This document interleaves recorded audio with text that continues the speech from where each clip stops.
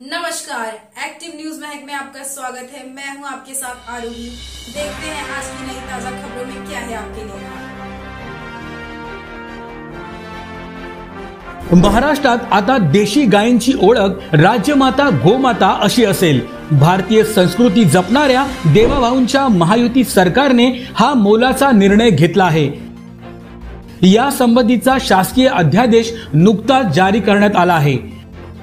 महाराष्ट्रात देशी गायींच्या संख्येत वाढ करून त्यांचं संवर्धन करण्याच्या दृष्टीने देशी गायींच्या पालन पोषणासाठी पशुपालकांना प्रेरित करण्यासाठी हा महत्त्वाचा निर्णय घेण्यात आला आहे।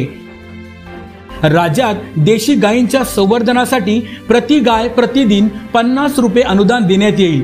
गोशाळांना अत्यल्प उत्पन्न असल्याने त्यांच्या मदतीसाठी हा निर्णय घेण्यात आला आहे। त्या देशी गायीचं संवर्धन झालं पाहिजे म्हणून हा दर्जा देण्यात आलेला आहे।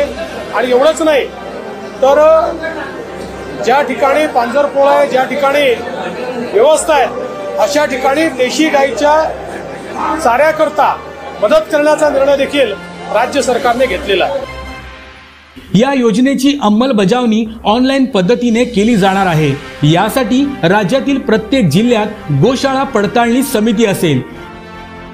या निर्णयामुळे गोमातेचं रक्षण होणार आहे। गायीला गोमातेचा दर्जा देण्याची प्रलंबित मागणी महायुती सरकारनं पूर्ण केल्याने हिंदुत्ववादी संघटनांनी महायुती सरकारचे आभार मानले आहेत।